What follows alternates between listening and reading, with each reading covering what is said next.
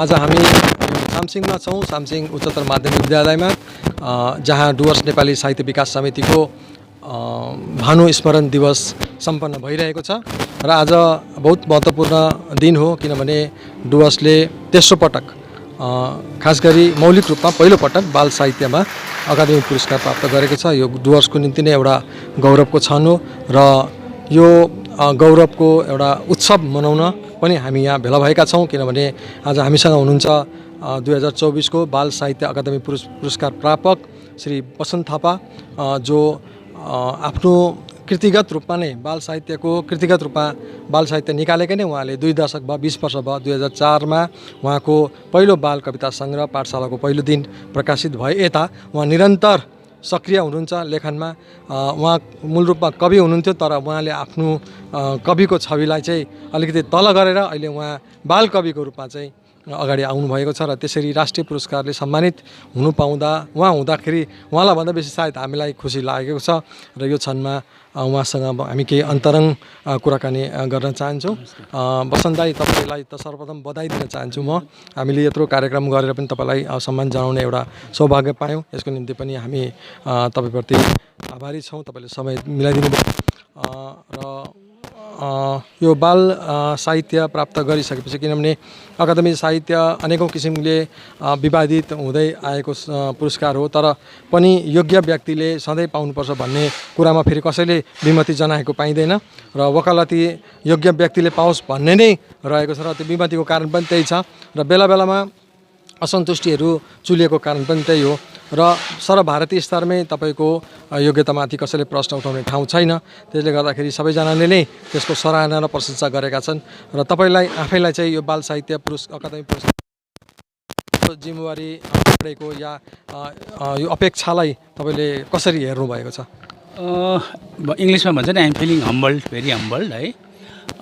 अब यो एउटा ट्याग लाग्यो है पुरस्कारको र म भन्दा पनि अब डुवर्स खुसी छ, सबैजना डुवर्सवासीहरू खुसी छन्, यसलाई एकदम हर्षको रूपमा लिएका छन् र त्यसले गर्दाखेरि म पनि खुसी छु र अब जिम्मेवारी चाहिँ धेरै बढ्यो, किनभने डुवर्सलाई प्रतिनिधित्व गर्नु भनेको ठुलो कुरा हो र भोलिको दिनमा अझै गम्भीरतापूर्वक हामीले कामलाई अगाडि बढ्दै लगेर सामूहिक रूपमा व्यक्तिगत रूपमा कामलाई अगाडि बढेर लानुपर्ने जिम्मेवारी बढेको जस्तो लाग्छ र व्यक्तिगत रूपमा चाहिँ म अब अध्ययनशील हुनुपर्ने भयो होइन, त्यसपछि नै सृजनाको कुरा हो र यो दायित्व चाहिँ मलाई बढी अनुभव भइरहेको छ।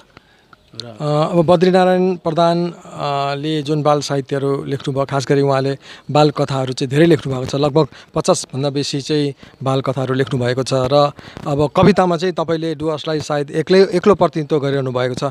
बाल साहित्यमा एक्लो नायक जस्तो लाग्छ डुवर्सबाट तपाईँ। अरू पनि अब जस्तो अमिर सुन्दासले पनि बाल कविताहरू बाल गीतहरू लेखिरहेका छन् होइन, र अब अरूहरूले पनि फाटकफुटुक कलम चलाइरहेछन्, तर एउटा प्रतिनिधिमूलक हिसाबले भारतीय नेपाली साहित्यमै तपाईँले बाल साहित्यमा एउटा राम्रो प्रतिनिधित्व दिनुभएको छ र एउटा राम्रो उपस्थिति दिनुभएको छ।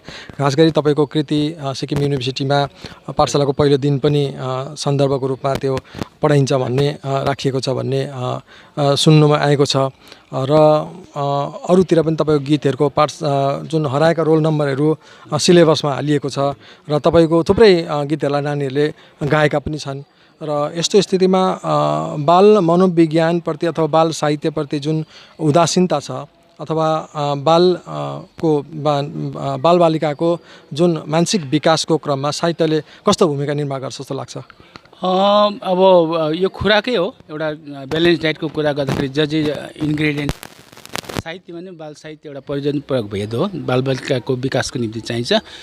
विकास, बौद्धिक विकास, सम्पूर्ण विकास, सर्वाङ्गीण विकासमा र सबभन्दा ठुलो कुरो चाहिँ चरित्र निर्माणमा चाहिँ बाल साहित्यको ठुलो भूमिका छ र अहिले नेपाली साहित्यलाई भारतीय नेपाली साहित्य एउटा ठुलो चुनौती हो। कसरी उम्दा बाल साहित्य लेखिएर त्यसको प्रचार प्रसार गरेर समाज निर्माणमा चाहिँ हामीले ठुलो योगदान दिनुपर्ने र यस दिशामा चाहिँ अब डुवर्सले अब एउटा मार्गदर्शन गर्न सकोस्। किनभने डुवर्समा बाल मनोविज्ञानलाई पढेर प्राइमेरी शिक्षक भएका धेरै भाइहरू छन्, बहिनीहरू छन्, शिक्षकहरू छन्। उहाँहरू सबैले नै यस दिशामा चाहिँ काम गर्नुभयो भने अझै उन्नत भएर जानेछ र डुवर्सको नाम अझै बढेर जानेछ भन्ने मलाई लाग्छ। अब अहिलेको बालबालिकाहरू चाहिँ यो अब सायद यो मतलब हातमा मोबाइल भएर र अब एउटा यो व्यवस्थाको कारणले, पुँजीवादी व्यवस्थाको एउटा चरम उत्कर्षको कारणले गर्दाखेरि पनि, टेक्नोलोजीको एकदमै छिटो विकास भएको कारणले गर्दाखेरि पनि नानीहरू अहिले के भयो भने यो विभिन्न किसिमको ग्याजेटहरूले गर्दाखेरि चाहिँ नानीहरू चाहिँ अब एउटा आइसोलेटेड स्थितिमा पुगेको छन्। अब उनीहरूलाई कार्टुन हेर्नु पाएन भने अथवा उनीहरूले मोबाइलमा फ्री फायर जस्तो गेमहरू खेल्नु पाएन भने उनीहरू एक किसिमले उदासीन बन्छन्, उनीहरू खाना पनि खाँदैनन्, रुन्छन्, बाटोमै सुतिदिन्छन्, लडिदिन्छन् होइन। यस्तो स्थितिमा चाहिँ नानीहरू आइसोलेसनको स्थितिमा पुगिसकेको छ। उनीहरूको सोसियलाइज्ड जुन एउटा सोसियलाइजेसन हुनुपर्ने हो त्यस्तो भइरहेको छैन। यो बाल साहित्यले त्यो जुन तपाईँको ग्याजेट्सहरूको दुनियाँबाट होइन, एकान्त प्रिय बन्दै गरेको नानीहरूको दुनियाँबाट फर्काएर ल्याएर उनीहरूलाई सामाजिक दुनियाँमा, हाम्रो जुन मौलिक दुनियाँमा, भर्चुअल दुनियाँमा होइन, हाम्रो व्यावहारिक दुनियाँमा चाहिँ नानीहरूलाई फेरि फर्काएर ल्याउनु पर्ने एउटा अभियानै चलाउनु पर्ने स्थिति छ। यो कतिको चुनौतीपूर्ण देख्नुहुन्छ? यो कार्टुनहरूको विषयमा अथवा यो गेमहरू खराब हो भनेर पनि त बाल साहित्यमा हाम्रो त्यति किसिमले आएको छैन, जबकि त्यो लत जस्तो, एडिक्सन जस्तो भइरहेको छ। यसलाई के तपाईँ कस्तो चुनौतीको रूपमा लिनुहुन्छ? यति बेला बाल साहित्यको चुनौती भनेको ठुलो चुनौती हो। यसलाई दुई प्रकारले हेरेको छु। एउटा चाहिँ अब हुने खाने सम्भ्रान्त घरमा बालबालिकाहरू ग्याजेटले घेरिएको छ उनीहरू निश्चित रूपमा। तर भनिन्छ यो ग्याजेटले घेरेर पनि उनीहरू वास्तवमा निसङ्ग छ, एक्लो छ भित्रबाट।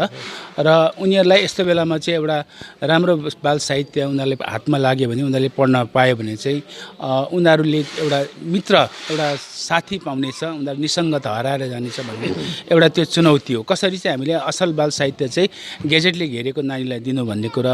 अर्को चुनौती भनेको चाहिँ अब सबैजना त्यस्तो सम्पन्न छैन, सबै नानीहरूको हातमा ग्याजेटहरू छैनन्। गरिब तबकाको नानीहरूकोमा, विपन्न तबकाको नानीहरूको हातमा चाहिँ कसरी असल बाल साहित्य पुगाउने, कसरी त्यो परोपकारितामा राख्ने भन्ने कुरा आज समाजलाई ठुलो, साहित्यकारलाई त सही छ, तर समाजका मनकारीहरूलाई, धनी व्यक्तिहरूले पनि त्यो दिशामा काम गर्नुपर्ने हुन्छ। किनभने उनीहरूको हातमा ग्याजेट पनि छैन, अरू साहित्य पनि छैन, बाल साहित्य पनि छैन। र तेस्रो कुरो चाहिँ अब समयले लेख्ने हो साहित्य भन्ने कुरा। र अब अहिले डिजिटाइड भयो भने हामीले पनि कसरी चाहिँ असल बाल साहित्यहरूलाई त्यसमा, त्यो प्लेटफर्ममा लान सक्ने भन्ने कुरा चाहिँ यो आज ठुलो गम्भीर चिन्तनको विषय छ।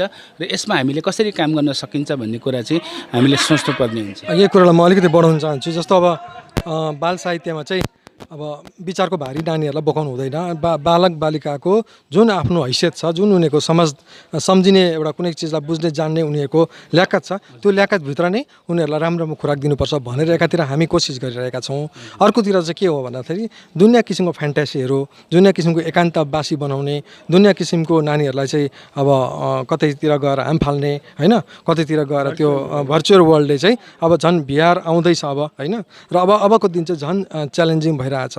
अब यो चिजहरू खराब हो भनेर डाइरेक्ट हामी उत्रिनुपर्ने स्थिति नै आइपुगेको छ। यस्तोमा चाहिँ अघिकै कुरामा म जोड दिँदै, यस्तोमा चाहिँ अब यो के बाल साहित्यलाई एउटा योजनाबद्ध ढङ्गले अगाडि लानुपर्छ कि स्वतः स्फूर्त रूपले एउटा कलाकै रूपमा मात्रै विकास गरेर अगाडि बढाउनु पर्ने स्थिति हो?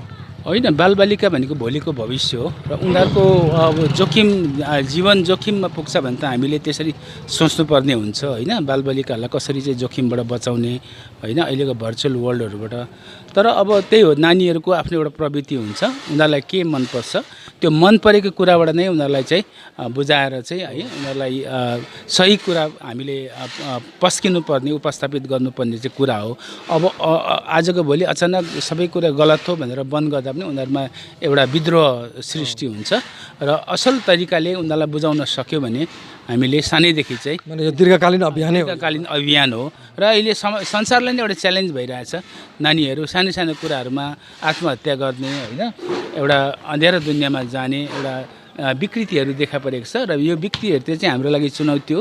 यसलाई कसरी समाधान गर्नुपर्ने कुरा भन्ने कुरा चाहिँ साहित्यकारको मात्रै नभएर समाज के अरे सोसियोलोजिस्टहरूको पनि हो होइन, मनोवैज्ञानिकहरूको पनि हो। सबै क्षेत्रको मान्छेहरूले मिलेर काम गर्नुपर्ने हुन्छ। र अन्तमा तपाईँलाई जाँदा जाँदै एउटा अन्तिम प्रश्न सोध्न चाहन्छु। अब तपाईँ एउटा बाल कविकै रूपमा परिचित हुनुहुन्छ। अब बाल उपन्यास, बाल नाटकतिर केही भविष्यमा कुनै काम गर्ने सोच्नु भएको छ? रात दिनै सोचिन्छ, तर यो भेरी च्यालेन्जिङ लाग्दैछ, किनभने काम चाहिँ राम्रो गर्नुपर्ने हुन्छ। आख्यानमा धेरै साह्रो हुन्छ र आफ्नै कुरा मात्रै लेखेर हुँदैन र विशेष गरी चाहिँ अब धेरै पढ्नु पऱ्यो होइन। म जस्तो बङ्गलाको धेरै पढेँ कविताहरू, बाल साहित्यको, हिन्दीको धेरै पढेँ, धेरै प्रभाव छ मसँग, धेरैलाई मैले जितेर पनि लिएको छु होइन। कतिवटा अब प्रभावित भएर लिएको छु। नेपाली साहित्यको के अरे नेपाली बाल कविता कसरी स्ट्यान्डर्ड गर्नुपर्छ भन्ने कुरामा मैले त्यसो गरेको छु। अब पढ्नु पऱ्यो, अरू भाषाको सुन्दर सुन्दर रचनाहरू पढेर कसरी चाहिँ हामीले त्यसलाई अब त्यसबाट चाहिँ ज्ञान लिएर चाहिँ कसरी आफ्नो कुरा राख्न सकिन्छ भन्ने कुरा चाहिँ अहिले च्यालेन्ज भइरहेछ र विषयमा यो काम गरिरहेको छु। यो गर्नुपर्ने पनि हो मैले। र तपाईँलाई धेरै धेरै शुभकामना छ। दर्शकवृन्द, आज हामीले कुराकानी गऱ्यौँ हाम्रा यस वर्षका बाल साहित्य अकादमी पुरस्कार प्रापक श्री प्रशान्त थापासँग र उहाँलाई हामी शुभकामना दिँदछौँ कि भविष्यमा उहाँको लेखनले अझ उत्तरोत्तर प्रगति गरोस् र तपाईँहरूलाई पनि यो हाम्रो यो इन्टरभ्यू हेरिदिनु भएकोमा धेरै धेरै धन्यवाद।